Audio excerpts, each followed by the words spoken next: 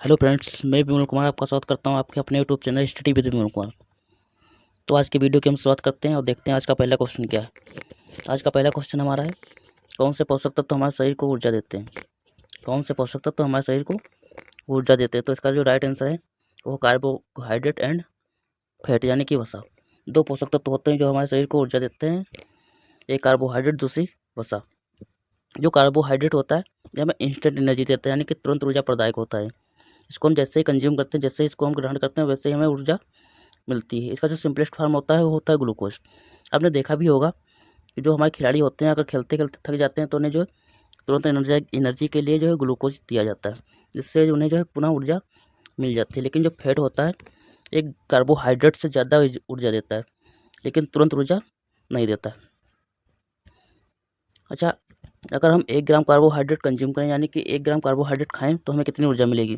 तो इसका जो राइट आंसर है 4.3 किलो कैलोरी। कितनी? 4.3 किलो कैलोरी 1 ग्राम कार्बोहाइड्रेट अगर हम खाएं तो।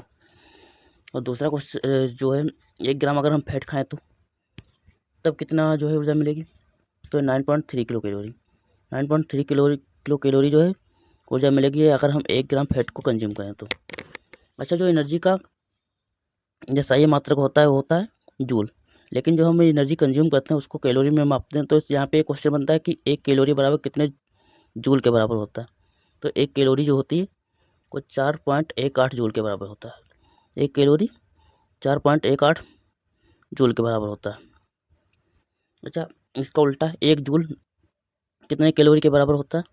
तो होता है 0.24 कैलोरी के बराबर। नंबर 2 पे क्वेश्चन हमारा है कि हमारे शरीर निर्माण और विकास के लिए कौन सा पोषक तत्व जिम्मेदार होता है। इसका जो राइट आंसर है वो प्रोटीन। क्या है? प्रोटीन। अच्छा, प्रोटीन में ऐसा क्या होता है, ये हमारे शरीर के निर्माण और विकास के लिए सहायक होता है। और जो हमारा कार्बोहाइड्रेट है और वसा, ये केवल हमें एनर्जी ही देते हैं।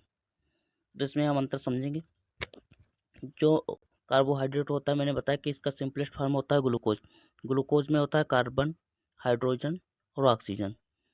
और जो प्रोटीन होता है इसका सिंपलेस्ट फॉर्म होता है अमीनो अम्ल। अमीनो एसिड जो है प्रोटीन का सिंपलेस्ट फॉर्म होता है। इसमें होता है कार्बन, हाइड्रोजन, ऑक्सीजन और नाइट्रोजन। इसमें एक जो तत्व है वो ज़्यादा है, नाइट्रोजन। अच्छा, जो नाइट्रोजन होता है यह हमारी कोशिका विभाजन की दर को बढ़ा देता है।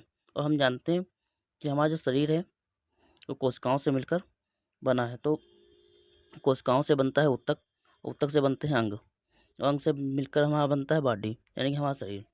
अगर हमारी जो कोशिकाएँ उनका विभाजन ज़्यादा होगा, जब अब हमारे शरीर में जो है कोशिकाएँ ज़्यादा बनेंगी तो ऊतक भी उतने अधिक बनेंगे।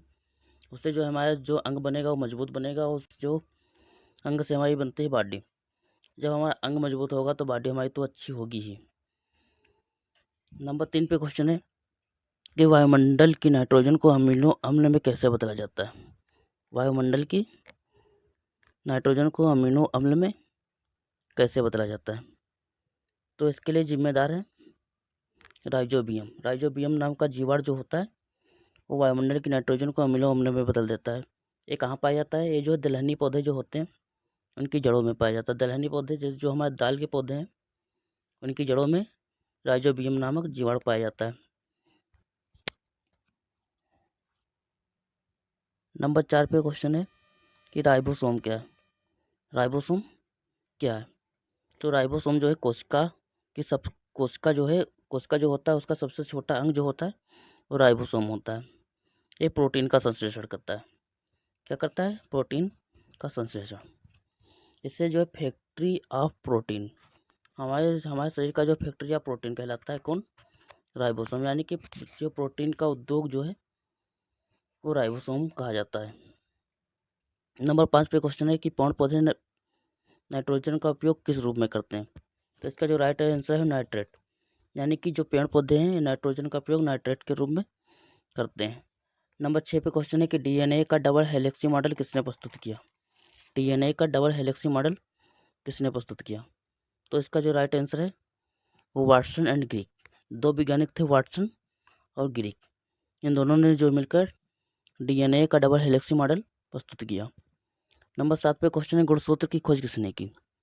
गुणसूत्र यानी कि क्रोमोसोम। क्रोमोसोम की खोज किसने की? वो थे स्ट्रेसबर्गर। कौन थे? स्ट्रेसबर्गर। स्ट्रेसबर्गर नामक वैज्ञानिक थे, उन्होंने जो है गुणसूत्र की खोज की। अच्छा, ये जो गुणसूत्र है इसका नाम किसने दिया? तो इसका नाम जो है वाल्डेयर ने दिया।